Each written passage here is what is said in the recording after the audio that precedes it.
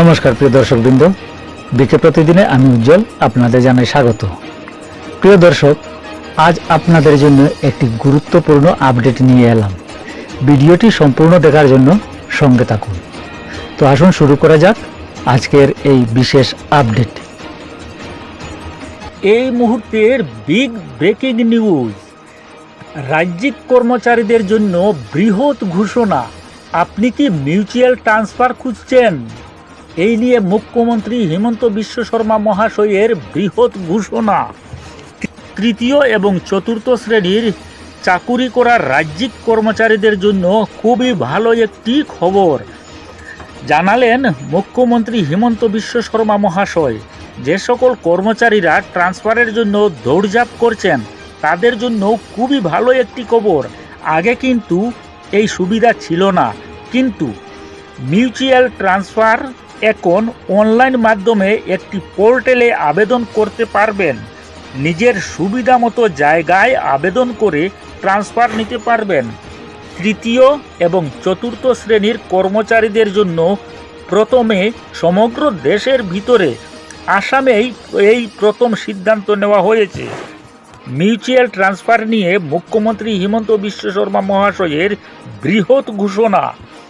2 October থেকে আরম্ভ করা হবে বিশেষ প্রকল্প, যে প্রকল্পের মাধ্যমে তৃতীয় এবং চতুর্থ শ্রেণীর কর্মচারী সকলে নিজের সুবিধা অনুযায়ী জায়গায় বদলি হতে পারবেন।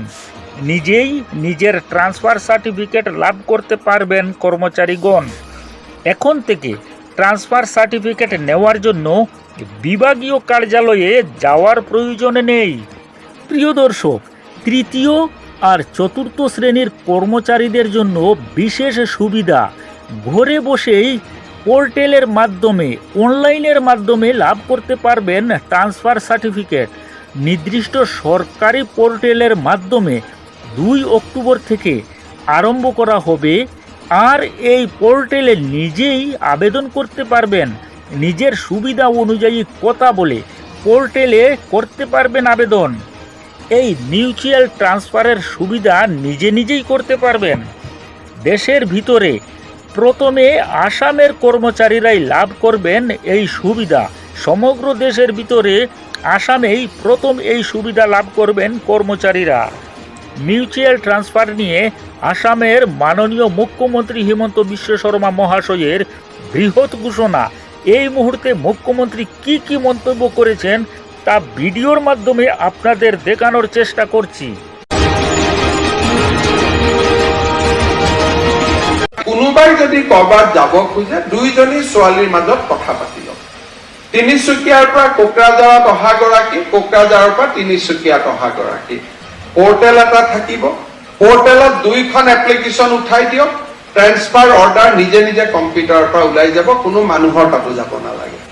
কিন্তু যদি সি একপক্ষীয় হয়, যে মই যাব খোজো কিন্তু কোনো মোৰ জায়গাত আহিব নোখোজে, তেতিয়ালৈকে পোৰ্টেলটোৱে তেতিয়ালৈকে তাৰ এপ্লিকেশ্যন বিলাক গ্ৰহণ নকৰিব। তাৰ কাৰণে আমাৰ 800 ছোৱালী বা আৰু 3000 ছোৱালীয়ে কাম কৰি আছে। নিজৰ মতে মেডিকেল কলেজখিনি সজাই লওক, আমাৰ কোনো আপত্তি নাই, কাৰণ আমি এটা ভাবি নিযুক্তি দিছো। আমাৰ নিযুক্তিটো ভুলো হ'ব পাৰে। নলবাৰী ছোৱালী, নলবাৰী এড্ৰেছ চাই দিছো, কিজানি ডিব্ৰুগড়ত ল'ৰা এটাৰ লগত বিয়া হ'ব, কালি পৰহি তেখেত ডিব্ৰুগড়ত যাব লাগিব। গতিকে আমি মানুহৰ এড্ৰেছ বিলাকটো আজি যিটো দিছো এইটোৱে নাথাকে। আমি সদায় চেষ্টা কৰোঁ যে যদি এই ৰিক্ৰুটমেণ্টতে আপোনালোকে চাব যে তিনিচুকীয়াৰ ফালৰ যিমানে এড্ৰেছ দিছে আমি তিনিচুকীয়াতে দিব যত্ন কৰিছো। কিন্তু যদি তিনিচুকীয়াৰ পৰা আৰু বেছি ছোৱালী পাছ কৰিছে, লখিমপুৰ ধেমাজিৰ পৰা আৰু ছোৱালী পাছ কৰিছে, তাইকটো আমি নগাঁৱত দিব লাগিব। যদি নগাঁৱত বহুত ছোৱালী পাছ কৰিছে, তাইক আমি নলবাৰীত দিব লাগিব। সেইকাৰণে নিজৰ ভিতৰতে আপোনালোকে এই হিচাপ নিকাচটো মিলাই ললে আমাৰ কোনো অসুবিধা নহয়। বোলে দুজনৰ লগত মিলিব নোৱাৰি, 3জনৰ চেইন এটা কৰিলে মিলাব পাৰি, তাতো আমাৰ আপত্তি নাই। মুঠৰ ওপৰত আমাৰো ক্ষতি হ'ব নালাগে, আপোনালোকৰো ক্ষতি হ'ব নালাগে। আমাৰ মানে কোন? মোৰ নহয়, ৰোগীসকলৰ। কাৰণ আমি যেনেকে ৰোগীসকলৰ কথাটো আটাইতকৈ বেছি আমি চিন্তা কৰিব লাগে। সেইকাৰণে 2 অক্টোবৰৰ পৰা আমি এই সুবিধাটো প্ৰথম আৰম্ভ কৰিম। দেশত ক'তো নাই, কৰ্মচাৰীক ইমান সুবিধা কৰি দিয়া চৰকাৰ দেশত ক'তোৱে নাই। চাকৰিও বিনা পইচাত, এপইণ্টমেণ্টো বিনা পইচাত, সববিলাক থকাৰ উপৰি 1 লাখতকৈ চাকৰি। এতিয়া আমি নেক্সট ষ্টেপলৈকে যাব খুজিছো যে নিজে নিজৰ ট্ৰেন্সফাৰ অৰ্ডাৰটো উলিয়াই লোৱা, যে আপোনালোকে মই লখিমপুৰত যাব খুজিছো, মই নলবাৰী। খালি আমাৰ কাৰো অসুবিধা হ'ব নালাগে। আৰু একেটা সুবিধা ইৰিগেশ্যন ডিপাৰ্টমেণ্টতো থাকিব, PWDটো থাকিব। খালি অফিচাৰৰ ক্ষেত্ৰত এই সুবিধাটো নাথাকে, কাৰণ অফিচাৰসকলক আমি এটা বেলেগ ধৰণে নিযুক্তি দিব লাগে। কিন্তু 3য় আৰু 4ৰ্থ শ্ৰেণীত কাম কৰা সকলোকে এইবাৰ আমি এইটো সুবিধা দিব খুজিছো যে আপোনালোকে যাতে নিজেই নিজৰ ভিতৰত মিউচুৱেল ট্ৰেন্সফাৰ কৰি ল'ব পাৰে। অফিচতো যাব নালাগে, DME তাতো যাব নালাগে, DXS তাতো যাব নালাগে। খালি আমি প্ৰত্যেক 2 মাহৰ মূৰে মূৰে কম্পিউটাৰত যিমান এপ্লিকেশ্যন আছে আমি অৰ্ডাৰখিনি অট'মেটিক উলিয়াই দিম, যে এভৰি 2 মাহ নতুন নতুন অৰ্ডাৰ প্ৰত্যেক 2 মাহত ওলাই থাকিব। এইবাৰ মই মিউচুৱেলত সংগী নাপালো, অহাবাৰ পাম, অহা 2 মাহত আবেদন কৰিব পাৰিম, তাৰ পিছৰ 2 মাহত পাম, তাৰ পিছৰ 2 মাহত আবেদন কৰিব পাৰিম। আৰু নিজৰ ভিতৰতে আমি মিলা মিছা কৰি ৰাখিব পাৰিম। আজিয়ে বুক কৰি থৈ দিব পাৰে, যাতে বেলেগক নিদিয়ে যে তোৰ জেগাত মই যাম, মোৰ জেগাত তই যাম। কোনোবাই যদি কৰবাত যাব খোজে 2জনী ছোৱালীৰ মাজত কথা পাতি লওক। তিনিচুকীয়াৰ পৰা কোকৰাঝাৰত অহা গৰাকী, কোকৰাঝাৰৰ পৰা তিনিচুকীয়াত অহা গৰাকী। পৰ্টেল এটা থাকিব, পৰ্টেলত 2খন এপ্লিকেশ্যন উঠাই দিয়ক, ট্ৰেন্সফাৰ অৰ্ডাৰ নিজে নিজে কম্পিউটাৰৰ পৰা ওলাই যাব, কোনো মানুহৰ তাতো যাব নালাগে। কিন্তু যদি সি একপক্ষীয় হয়, যে মই যাব খোজো কিন্তু কোনো মোৰ জেগাত আহিব নোখোজে, তেতিয়ালৈকে পৰ্টেলটোৱে তেতিয়ালৈকে তাৰ এপ্লিকেশ্যন বিলাক গ্ৰহণ নকৰিব। তাৰ কাৰণে আমাৰ 800 ছোৱালী বা আৰু 3000 ছোৱালীয়ে কাম কৰি আছে। নিজৰ মতে মেডিকেল কলেজখিনি সজাই লওক, আমাৰ কোনো আপত্তি নাই, কাৰণ আমি এটা ভাবি নিযুক্তি দিছো। আমাৰ নিযুক্তিটো ভুলো হ'ব পাৰে। নলবাৰী ছোৱালী, নলবাৰী এড্ৰেছ চাই দিছো, কিজানি ডিব্ৰুগড়ত ল'ৰা এটাৰ লগত বিয়া হ'ব, কালি পৰহিত তেখেত ডিব্ৰুগড়ত যাব লাগিব। গতিকে আমি মানুহৰ এড্ৰেছ বিলাকটো আজি যিটো দিছো এইটোৱে নাথাকে। আমি সদায় চেষ্টা কৰো যে যদি এই ৰিক্ৰুটমেণ্টতে আপোনালোকে চাব যে তিনিচুকীয়াৰ ফালৰ যিমানে এড্ৰেছ দিছে আমি তিনিচুকীয়াতে দিব যত্ন কৰিছো।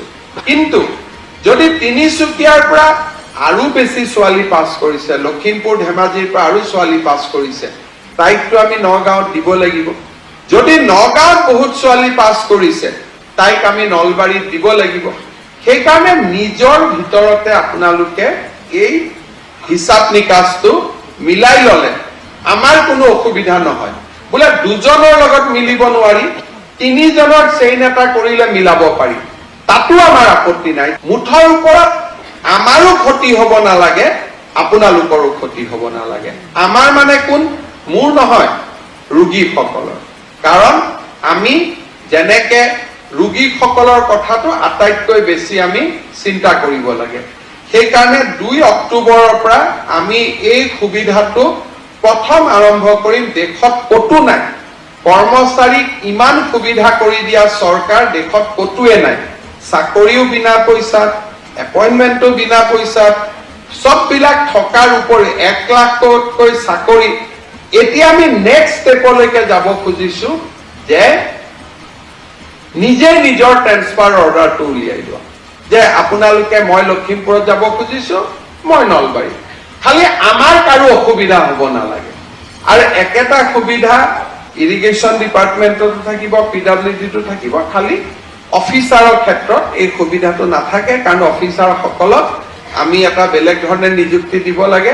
কিন্তু 3য় আৰু 4ৰ্থ শ্ৰেণীত কাম কৰা সকলোকে এইবাৰ আমি এইটো সুবিধা দিব খুজিছো যে আপোনালোকে যাতে নিজেই নিজৰ ভিতৰত মিউচুৱেল ট্ৰেন্সফাৰ কৰি ল'ব পাৰে। অফিচতো যাব নালাগে, DME তাতো যাব নালাগে, DXS তাতো যাব নালাগে। খালি আমি প্ৰত্যেক 2 মাহৰ মূৰে মূৰে কম্পিউটাৰত যিমান এপ্লিকেশ্যন আছে আমি অৰ্ডাৰখিনি অট'মেটিক উলিয়াই দিম যে এভৰি 2 মাহ নতুন নতুন অৰ্ডাৰ প্ৰত্যেক 2 মাহত ওলাই থাকিব। এইবাৰ মই মিউচুৱেলত সংগী নাপালো, অহাবাৰ পাম, অহা 2 মাহত আবেদন কৰিব পাৰিম, তাৰ পিছৰ 2 মাহত পাম, তাৰ পিছৰ 2 মাহত আবেদন কৰিব পাৰিম আৰু নিজৰ ভিতৰতে আমি মিলা মিছা কৰি ৰাখিব পাৰিম। আজিয়ে বুক কৰি থৈ দিব পাৰে যাতে বেলেগক নিদিয়ে যে তোৰ জায়গাত মই যাম, মোৰ জায়গাত তই যাবি।